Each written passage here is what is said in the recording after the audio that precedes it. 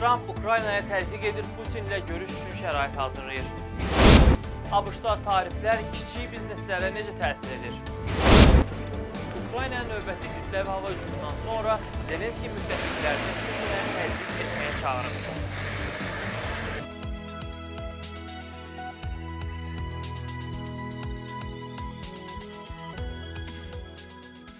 İndi isə daha ətraflı. Prezident Donald Trump cümə axşamı Kiyevə faydalı qazıntılar üzrə saziş imzalamaq üçün təzyiq etməyə davam edib və Moskvanın Rusiyanın 2022-ci ildə Ukraynanı işğal etməsi ilə başlayan müharibəyə son qoymaq üçün sazişi bağlamağa hazır olduğuna əminliyini ifadə edib.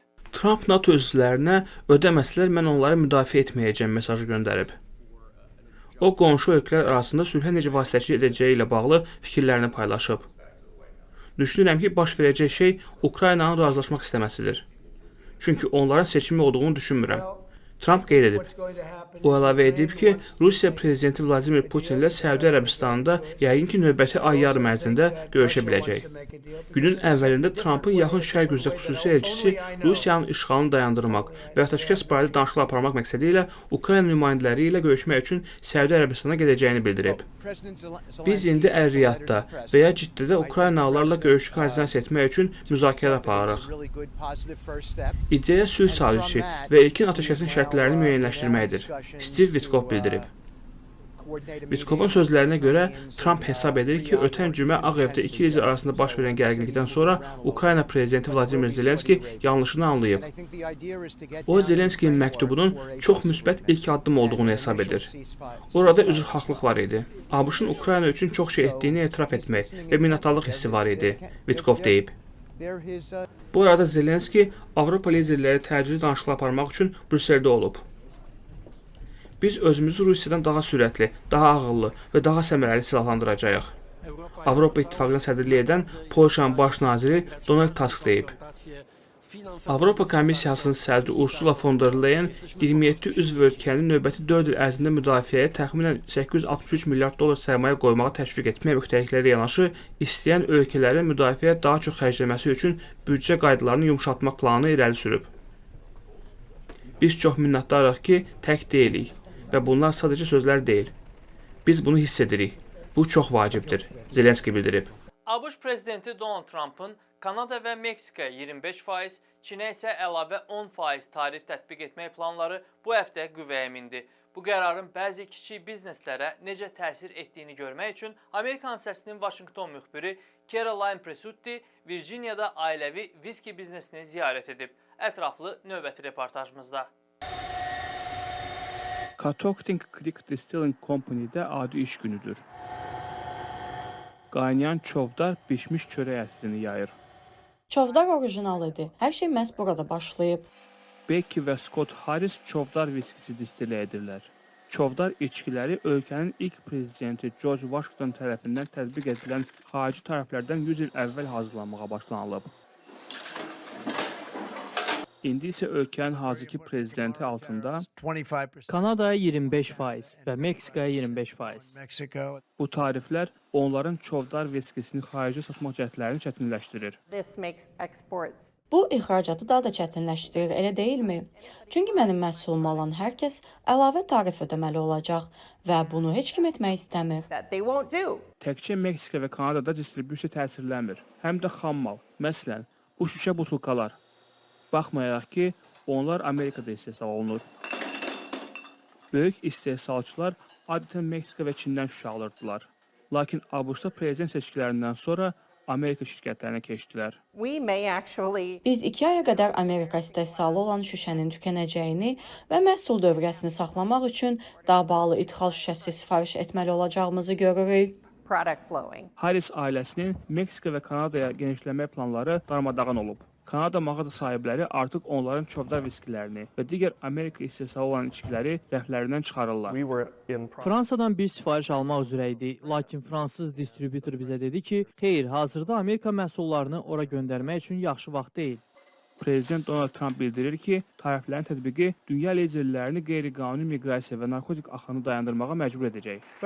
Biz Meksika və Kanadanın etdiklərindən qat-qat artıq iş görməsini istəyirik. Onlar fentanil və digər narkotiklərin ABŞ axınını dayandırmalıdırlar. Onlar bunu dayandıracaqlar. Prezidentin tərəfdarları tariflərin vacib olduğunu düşünürlər. The tariffs, I think, are necessary. Tariflər məncə təzyiq vasitəsi kimi vacibdir.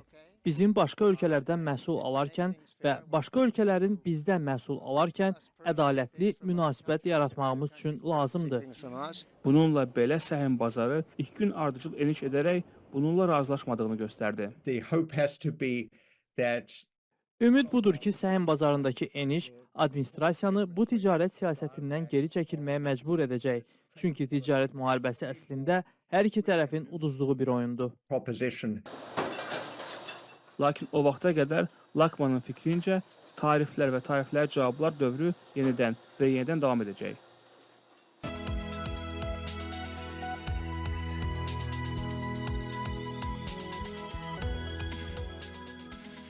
Dünyaya Baxış proqramını izləyirsiniz. Ukrayna prezidenti Vladimir Zelenski müttəfiqlərini Rusiyanın Ukraynaya qarşı müharibəni dayandırmaq üçün təzyiq göstərməyə çağırıb.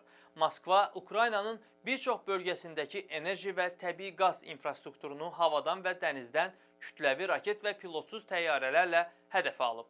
Zelenski martın 7-sində sosial şəbəkələrdə paylaşımında bildirib ki, Rusiya Ukraynanın müxtəlif enerji obyektlərinə 70-ə yaxın qanadlı və ballistik raket, eləcə də 200-ə yaxın pilotsuz uçuş aparatı ilə hücum edib.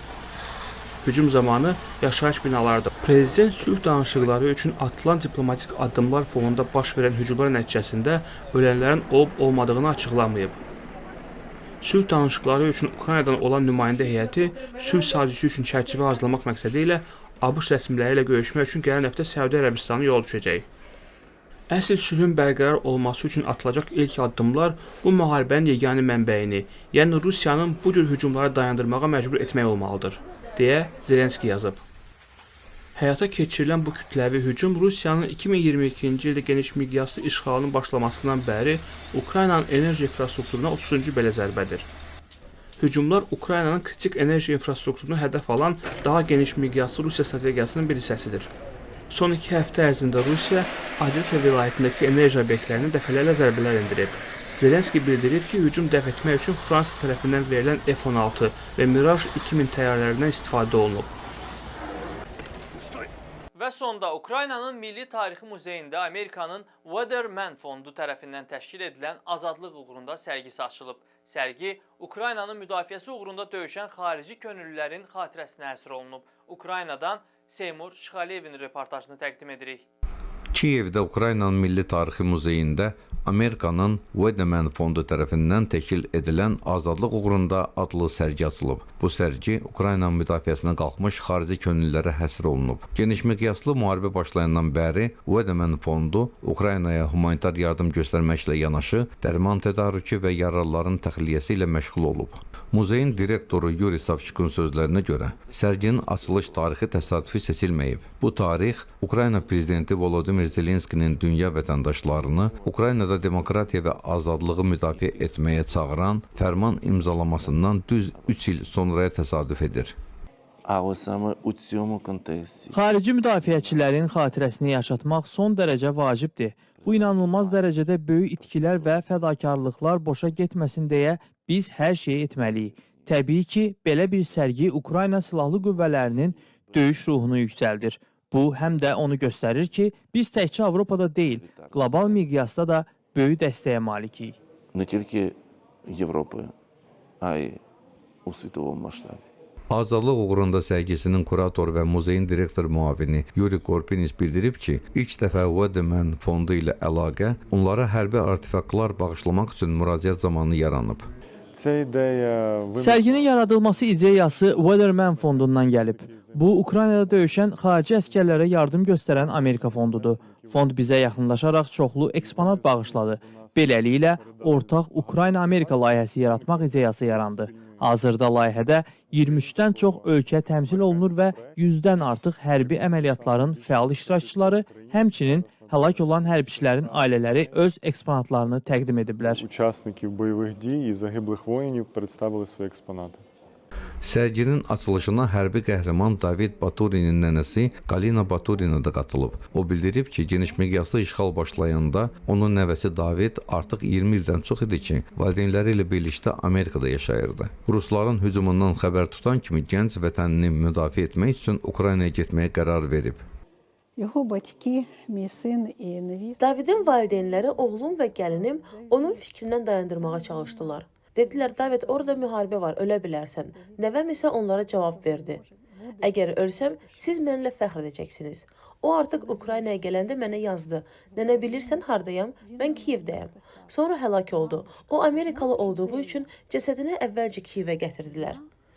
Sonra isə Amerikaya göndərib orada dəfn ediblər. Komandiri onun haqqında danışarkən deyirdi ki, Davidin əla natiqlik qabiliyyəti var idi. Yaşımın çox olmasına baxmayaraq bəzi şeyləri ondan öyrənmişəm. David belə bir insan idi. Йому за 40, а він каже, а я вчився у нього. Як? Оце такий був Давид. Azadlıq uğrunda sərgisi hər bir Ukraynalıya və bütün dünyaya azadlığın qiymətinin nə qədər böyük olduğunu xatırlamaq üçün yaradılan bir tədbirdir. Kiyevdən Seymur Şıxəliyev və Ceyhun Şüküroğlu, Amerika. Bu həftə dünyaya baxışda sizə çatdıracaqlarımız bu qədər. Proqramlarımızı amerikansesi.org veb saytımızdan izləməyi unutmayın. Ən son məlumatları bizim Instagram hesabımızdan da əldə edə bilərsiniz. Hər həftə sonu əməkdaşımız Dilşad Əliyarlının təqdimatında efirə gedən Amerika İcmalı proqramı vasitəsilə həftənin hadisələrinin icmalını izləyə bilərsiniz. Proqramda müsahibələr, təhlillər və həftə ərzində baş verən ən vacib xəbərlər yer almaqdadır. Bundan əlavə bizi Telegram kanalında da izləməyi unutmayın. Gündəlik xəbərlər və məlumatlar digər sosial media vasitələri ilə yanaşı Telegram kanalında da aktiv şəkildə yayımlanır. Telegramda VOA Azərbaycan axtararaq kanalımıza abunə olmağı unutmayın. Amerikan Səsinin efirindən mən Fərid Ordiyev sizlərlə sağollaşıram. Hələlik.